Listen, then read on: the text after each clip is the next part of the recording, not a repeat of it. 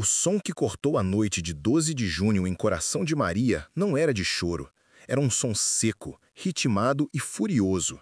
O som de uma pá contra a terra dura e rachada do agreste pernambucano. Eram exatamente 21h13, véspera da festa do padroeiro, e o ar no cemitério municipal estava parado, pesado de poeira e de silêncios antigos.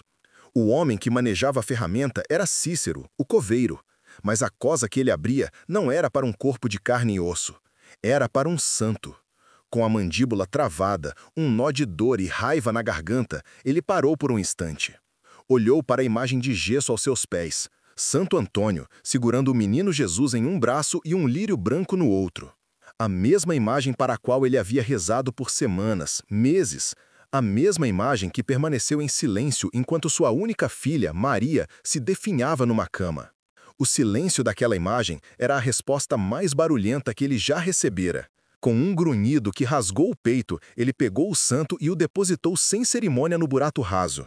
A terra que ele jogou por cima era a mesma terra vermelha que, um ano antes, havia recebido o pequeno caixão de sua menina. Quando a primeira pá de terra bateu no gesso, um estalo seco, quase inaudível, o fez parar. Ele se inclinou e viu. Uma das pétalas do lírio de gesso havia se partido. Um fragmento branco, pequeno como uma unha. Maquinalmente, sem pensar, ele o pegou e guardou no bolso da calça de brim.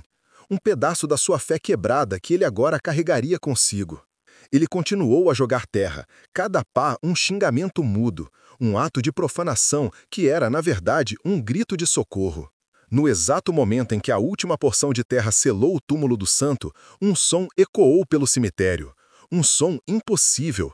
O toque de um único sino de capela, claro e melancólico, que soou uma vez e depois se calou. A igreja da matriz ficava a quilômetros dali, e seus sinos estavam mudos àquela hora. Cícero olhou ao redor, o suor gelando em sua testa. Não havia ninguém. Apenas ele, as cruzes tortas e um segredo recém-enterrado. Nos dias que se seguiram, a ausência começou a ser notada.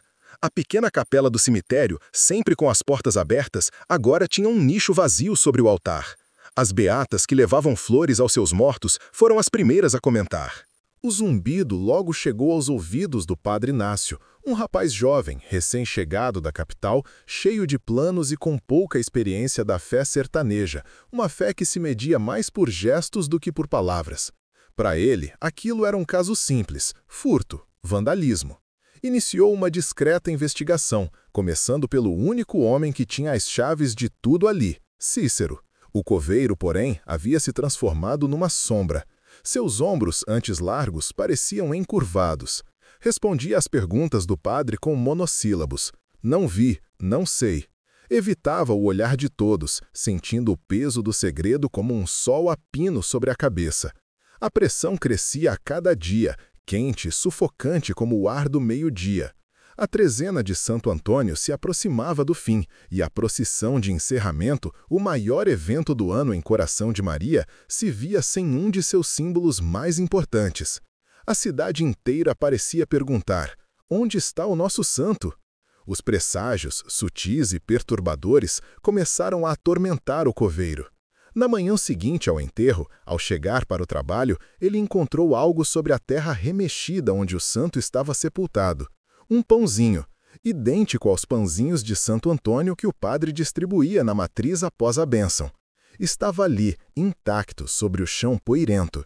Cícero sentiu o sangue ferver. Achou que era uma brincadeira de mau gosto, alguém que o vira e agora o provocava.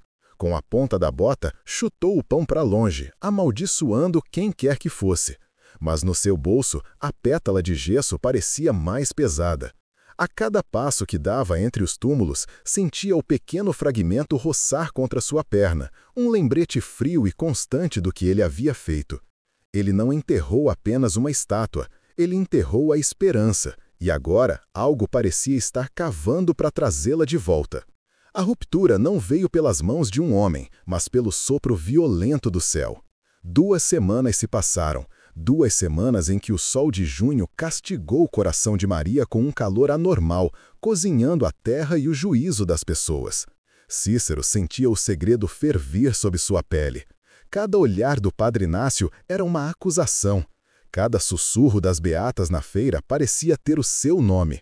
Ele mal dormia, e quando o sono vinha, era povoado pelo som de um sino solitário e pelo cheiro de terra remexida.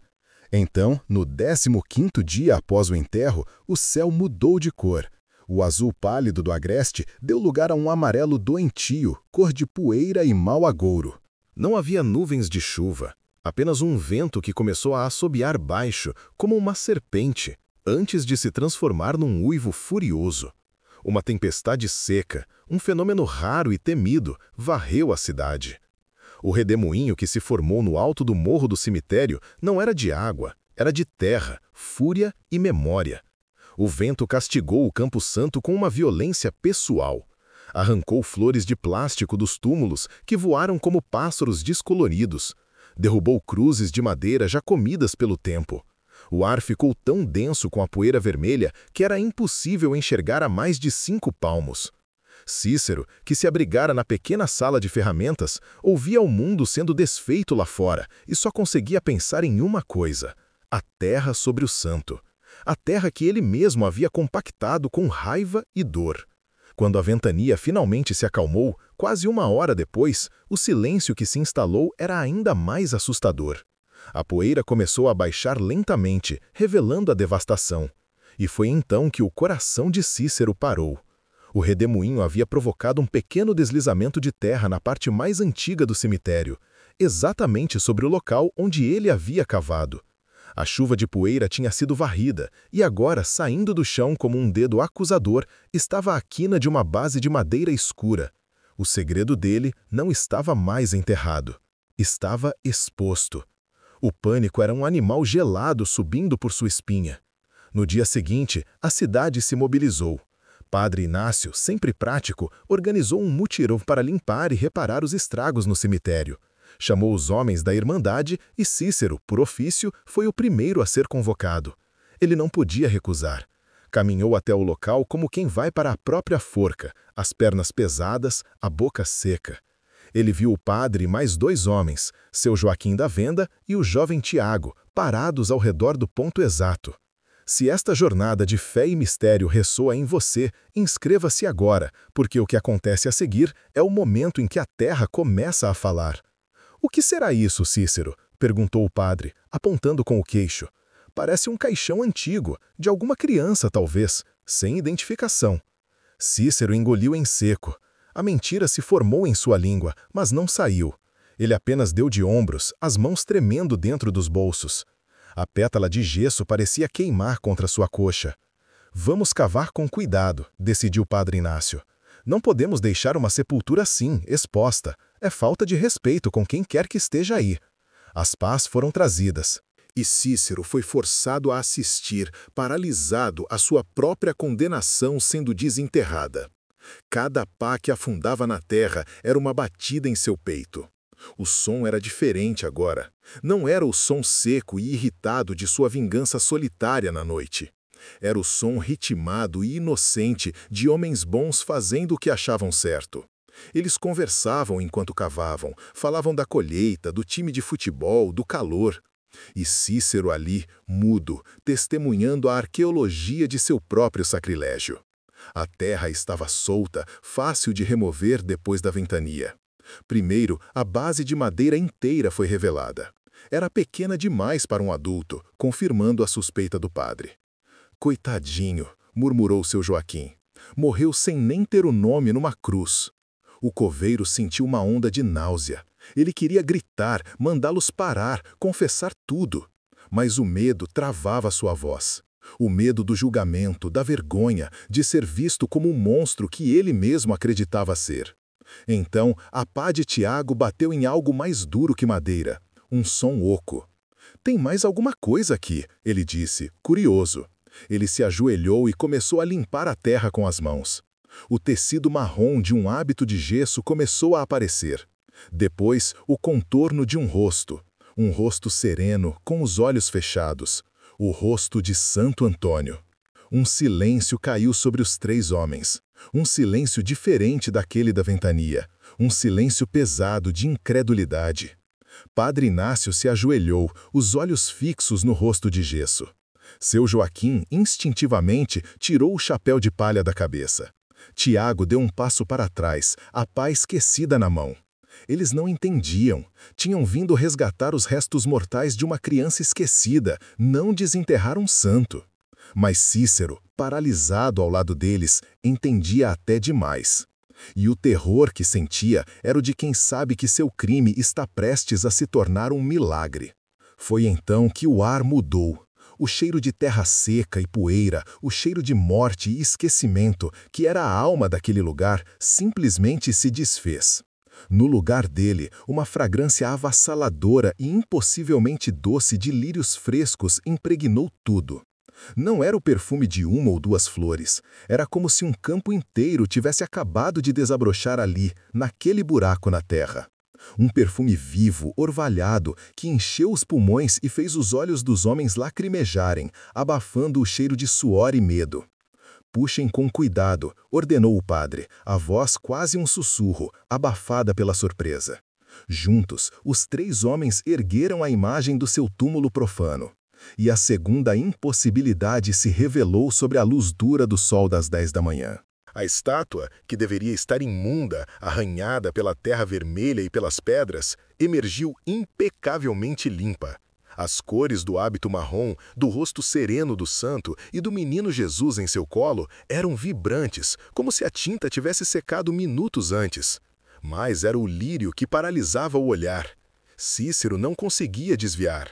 Ele sabia, com a certeza absoluta de quem cometeu o ato, que o havia quebrado. A pétala em seu bolso era a prova. Mas ali estava ele, na mão do santo, inexplicavelmente inteiro. Perfeito. Cada pétala de gesso em seu devido lugar, desafiando a memória e a razão. Naquele exato instante, algo queimou em sua coxa. A pétala no bolso de sua calça tornou-se quente, um calor que atravessou o tecido grosso do brim e marcou sua pele como uma brasa. E junto com o calor veio o som. O mesmo som daquela noite. O toque solitário de um sino de capela. Mas desta vez não era um eco distante, uma assombração particular. Era claro, próximo, ressoando sobre suas cabeças, fazendo o ar vibrar. Todos ouviram. Padre Inácio, seu Joaquim e Tiago olharam para o céu azul, sem nuvens, procurando a torre de uma igreja que não existia ali. Se a força dessa fé que brota da terra te toca de alguma forma, inscreva-se agora, porque o que acontece no instante seguinte é a confissão que muda tudo. Para Cícero, o som do sino foi o golpe final. O peso em seu peito, o calor em seu bolso, a fragrância no ar, a imagem perfeita em sua frente, era demais. A represa de dor e culpa que ele construiu por 15 longos dias finalmente se rompeu. Um soluço seco, animal, escapou de sua garganta e ele desabou. Caiu de joelhos na terra vermelha, o rosto coberto de poeira e agora de lágrimas, que abriam sulcos sujos em sua pele. Ele enfiou a mão trêmula no bolso e tirou o pequeno fragmento de gesso, a pétala. Mostrou-a na palma da mão para que todos vissem, um pedaço de gesso branco contra a pele escura e suja. Fui eu. Ele disse, a voz embardada, quebrada em 1000 pedaços. Fui eu que enterrei ele. As palavras saíram numa torrente incontrolável, misturadas com o choro. Ele confessou tudo. A morte da filha Maria, a raiva de um céu que se manteve em silêncio, a prece que ele sentiu que não tinha sido respondida. Contou sobre a noite escura, o ritmo furioso da pá, o ódio com que profanou o solo sagrado, enterrando o santo como quem enterra a última fagulha de esperança que lhe restava no mundo. Ele se expôs ali, nu em sua dor e em seu sacrilégio, esperando os gritos, as acusações, a fúria justa do padre. Mas o que veio foi o silêncio, e depois uma mão firme em seu ombro. Era Padre Inácio. Ele não disse uma palavra de condenação. Apenas se ajoelhou ao lado de Cícero, no meio da poeira e do cheiro de milagre, e o ajudou a se levantar. Diante de Deus e dos homens, naquele cemitério no coração do agreste, Cícero, o coveiro que enterrou um santo, não encontrou o julgamento. Encontrou o braço de um padre o erguendo do chão, de volta para a vida. A história como aquela não fica contida por muros de cemitério. Ela vaza. primeiro em sussurros, depois em conversas na porta da igreja, na fila da padaria. A notícia do santo desenterrado, do perfume de lírios e do sino fantasma correu mais rápido que o vento que havia revelado o segredo, atravessando os limites de coração de Maria e chegando aos ouvidos de quem vive de duvidar. De Caruaru, a uns 150 quilômetros dali, chegou Ricardo Lins, um jornalista de um jornal regional conhecido por suas matérias afiadas que desmistificavam curandeiros e milagres do sertão. Ele chegou com seu bloco de notas, sua câmera e um sorriso cínico, pronto para escrever sobre histeria coletiva. Entrevistou as testemunhas, o padre e, por último, um Cícero agora sereno, de olhar tranquilo. As versões eram idênticas, detalhando o cheiro e o som com uma convicção que o desarmava. Lins fotografou a estátua de todos os ângulos, mas foi na sala escura de revelação que seu ceticismo começou a ruir. Em cada uma das fotos, uma luminescência sutil, mas inegável, pulsava ao redor do lírio de gesso. Sua matéria, publicada na semana seguinte, chocou seus editores. O tom cínico habitual desapareceu. Intitulada A Fé que a Terra não conseguiu conter, ela não afirmava um milagre, mas admitia, com uma honestidade brutal, que os fatos em Coração de Maria desafiavam qualquer explicação lógica, validando publicamente o acontecimento.